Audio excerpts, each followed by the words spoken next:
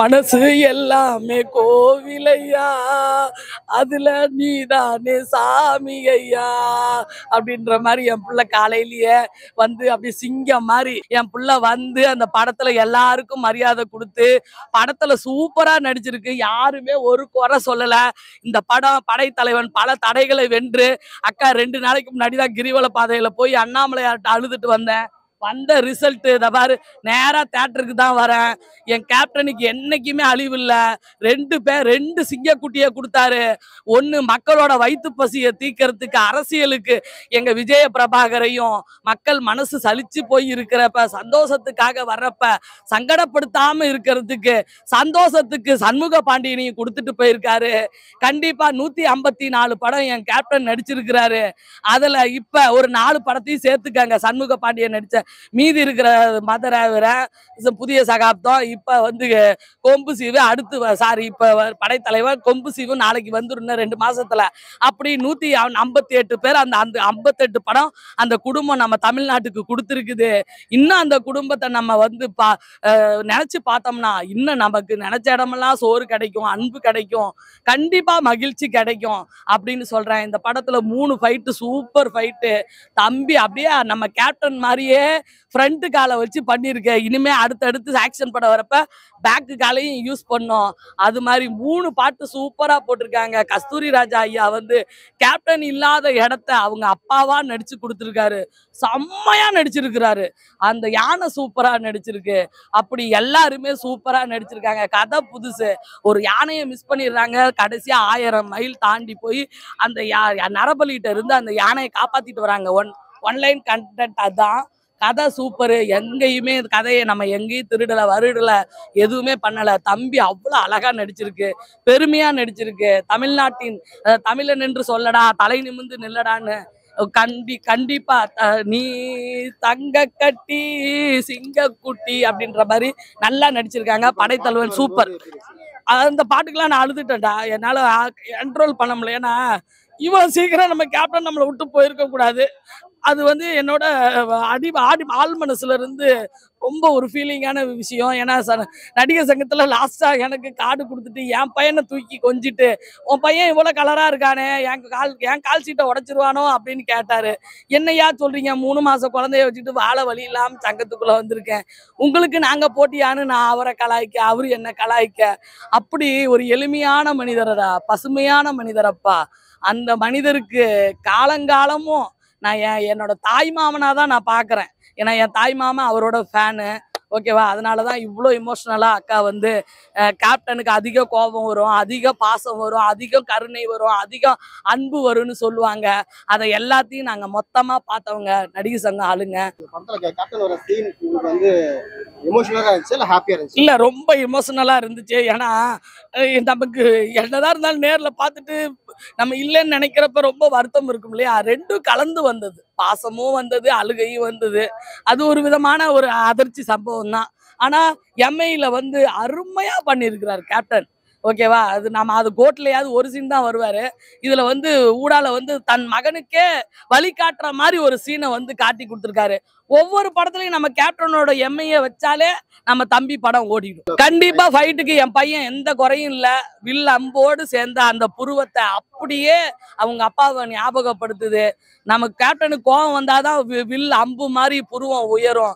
ஆனா பையனுக்கு சும்மாவே வந்து வில் அம்பு மாதிரி வந்து புருவம் உயருது.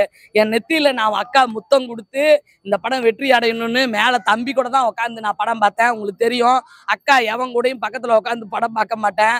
ஆனா என் சிவனே என்ன அந்த சீட்டுக்கு எடுத்து நீ போய் உக்காந்து உன் பிள்ளையோட பாருன்னு சொன்ன மாதிரி இமோஷனலோட என்னை பண்ணாரு. படம் ஃபுல்லா என் பிள்ளை கூட பக்கத்துலயே உட்காந்து தான் படம் பார்த்தேன். ரொம்ப சந்தோஷம். என் பிள்ளைய இப்படிதான் பார்க்க முடிஞ்சுது. எங்க கேப்டனையாவது நாங்க இப்படி பார்ப்போம். இப்படி பாக்குற மாதிரி என் பிள்ளை வளர்ந்துருக்குது. இன்னும் உயரமா வளரணும். இந்த வானத்தை போல சண்முக பாண்டியன் இந்த சினிமா உலகத்தை ஆளணும்னு சொல்லி. ஆமா, ஏன்னா அவரு சோறு சாப்பிடாத ஆளே கிடையாதுப்பா. 24 கிராஃப்டில் உள்ள தொழில்நுட்ப கலைஞர்களுக்கும் சோறு போட்டிருக்காரு, அன்பு காட்டியிருக்காரு, பண்பு காட்டியிருக்காரு, பாசத்தை காட்டியிருக்காரு. அவங்களுக்கு ஒரு பிரச்சனைனா முன்னாடி போய் நின்னு இருக்கிறாருடா. அந்த மாதிரி ஒரு தலைவன் இன்னும் இல்லடா. அது மாதிரி அப்பாவை ஃபாலோ பண்ணி சண்முக பாண்டியன் மிகப்பெரிய படம் முடிஞ்சிருச்சுன்னா கூட நைட்டு போய் ஒவ்வொரு இடமா தட்டி பார்க்க சொல்லணும். அவங்களுக்கு தேவைகளை பூர்த்தி பண்ண சொல்லணும். அப்படியே அவங்க அப்பாவோட பிளட் வந்து சேரணும்னு நான் அந்த திருவண்ணாமலை சிவன்கிட்ட வேண்டிக்கிறேன். ஆமா, இதுலயும் சூப்பரா போட்டிருக்காரு. 3 பாட்டு அருமையா போட்டிருக்காரு. எங்க அப்பாடா இளையராஜா, எங்க அப்பாடா. அப்படியே சூப்பரா போட்டிருக்காரு. பாட்டு பிஜிஎம் எல்லாமே. அந்த காட்டுக்குள்ள எல்லாம் வந்து பிஜிஎம் போடுறது, இசையமைக்கிறதுலாம் ரொம்ப கஷ்டம். உனக்கு தெரியும் தொழில்நுட்பத்துல.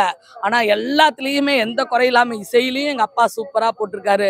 அந்த அன்புன்னு ஒரு டைரக்டர் சூப்பரா தமிழ்நாட்டின் தமிழக மக்கள் சார்பாக சுகந்தி அக்கா உங்களுக்கு அன்பு பாராட்டி உங்களை வந்து வெல்கம் பண்றேன். சூப்பரா டைரக்ஷன் பண்ணியிருக்கீங்க. நீங்களும் ஒரு தந்தை தான். பெத்தா மட்டும் தந்தை இல்ல, ஒரு படத்தை வழிநடத்துபவனும் தந்தை தான். அந்த விஷயத்துல டைரக்ஷன் தந்தையா அன்பு நல்லா பண்ணியிருக்கிறாரு. இளையராஜா அப்பா நல்லா இருக்காரு. ஃபைட்டு சூப்பரா இருக்குது. ஓகேவா? அது மாதிரி ஃபைட்டு வந்து நம்ம கேப்டன் அப்பாவுக்கு போட்ட ஃபைட்டுக்காரவங்க தானே, எல்லாம் ஒரே யூனிட் தானே, எல்லாம் சூப்பரா போட்டிருக்காங்க. படம் நல்லா இருக்கு, நல்லா தெரிக்க விட்டுருக்காங்க. சூப்பர். உயரம் மட்டும்தான் எங்க கேப்டன் மாதிரி இல்ல, அதுதான் அந்த உயரத்துக்கு வந்துருவாருன்னா ஆல்ரெடி உயரமாவே எங்க கேப்டன் பெத்து வச்சுட்டாரு. ஓகேவா? பேசு கீசு எல்லாமே 2 பிள்ளையுமே எங்க கேப்டன் பேஸ் தான். ஓகேவா? கேப்டனோட மறுபிறப்பு தான் எங்க விஜய பிரபாகரும் எங்க சண்முக பாண்டியனும். அந்த வானத்தை போல அவங்க வெள்ளச்சாமியா வந்து முத்துவை ப்ரமோட் பண்ண விஷயத்த நீ தியேட்டர்ல பார்த்தனா உனக்கு தெரியும். அண்ணனுக்கு ஒண்ணுன்னா தம்பி வந்து நிக்கிறாருடா. அண்ணன் தம்பிக்கு ஒண்ணுன்னா அண்ணன் வந்து நிப்பாருடா. அப்படின்ற மாதிரி அவங்க பாசத்தை காட்டின அந்த அதாவது தியேட்டருக்குள்ளேயே ஒரு படம் ஒண்ணுச்சு, அதுதான் வானத்தை போல. ஓகேவா? அந்த வானத்தை போல எல்லாரும் படத்தை பாருங்க, குடும்பத்துல சந்தோஷத்தோட இருங்க அப்படின்னு சொல்றேன். எல்லாமே எதிர்பார்த்து வந்தேன். என் கேப்டனும் வந்தாரு, கேப்டனோட சன்னு வந்தாரு. கதை நல்லா இருக்குது, மியூசிக் நல்லா இருக்கு, எல்லாமே நல்லா இருக்குது.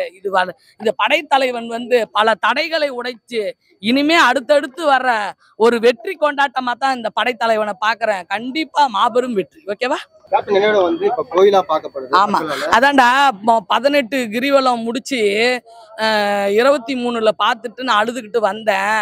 அப்ப வந்து சொன்னேன், கண்டிப்பா என் சிவன் கிட்ட தான் எங்க கேப்டன் போவாருன்னு சொன்னேன். நான் சொன்ன வார்த்தை தான் நக்கீரன் பத்திரிகை எல்லா பிரஸையும் எடுத்து பார்த்துக்க. கேப்டன் வந்து சிவனா தான் போவாருன்னு சொன்னேன். ஏன்னா 18 கிரிவலம்க்கு சுத்தினேன், என் கேப்டன் எந்திரிச்சு வந்துடணும். ஆனா அந்த சிவனே வந்து என் கேப்டனை வந்து கூப்பிட்டுக்கிட்டாரு.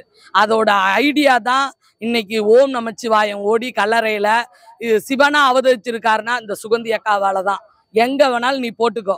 ஏன்னா 18 கிரிவலம் நான் கேப்டனுக்காக சுத்தினேன். அந்த சிவனே வந்து என்னோட ருத்ர தாண்டவமான என்னோட விஜயகாந்த் ஐயாவை வந்து எங்க கேப்டனை வந்து சிவனா எடுத்துக்கிட்டாரு. அதோட அப்பதான் நான் அதிர்ச்சி ஆனேன். அதுக்கப்புறம் இன்னைக்கு 43வது கிரிவலம் போயிட்டு வந்திருக்கேன். இந்த பாரு, கரெக்டா 2 நாள்ல இந்த படம் ரிலீஸ் ஆகி என் சிவன் ரிலீஸ் பண்ணி கொடுத்துட்டாரு பாரு. ஓகேவா? அது மாதிரி எனக்கு ஒரு சக்தி இருக்கு. அந்த சக்தி எல்லாம் என் பிள்ளைய வளர வைக்கும், வாழ வைக்கும். இந்த தமிழ்நாட்டு தமிழ் திரையுலகத்தை ஆள பிறந்தவன் என் படைத்தலைவன் சண்முக பாண்டியன் சொல்றேன்.